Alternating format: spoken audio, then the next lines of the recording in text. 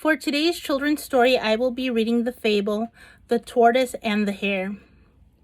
As usual, the hare was bragging to all the other animals about his speed. "I'm faster than the wind and quicker than nightfall," he said. "No one has ever beaten me. No one ever will. I challenge any animal here to race me." The foxes and donkeys and frogs and serpents looked on in silence. No one would accept the hare's challenge. Then a lone voice rose up. "I will race you," said the tortoise. "You?" said the hare, snickering. "Why, that's a fine joke. I will dance around you all the way to the finish line." "We'll see about that," said the tortoise quickly. "Shall we race?" The starting signal was given, and off went the tortoise and the hare. Almost at once, the hare darted over a hillside and was out of sight. The tortoise set off slowly, just plodding along. Soon, the hare was way ahead of the tortoise.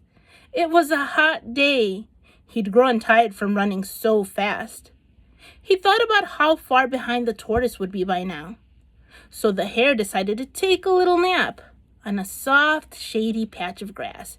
He curled up and went to sleep.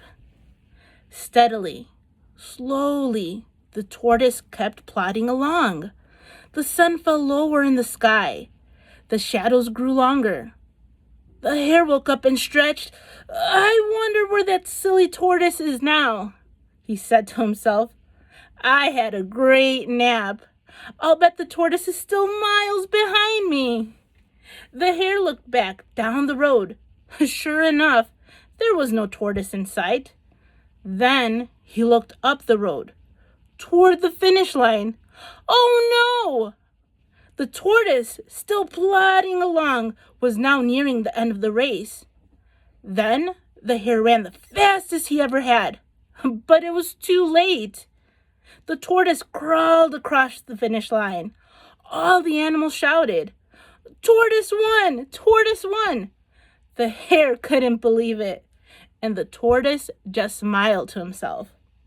The moral of the story is, slow and steady wins the race.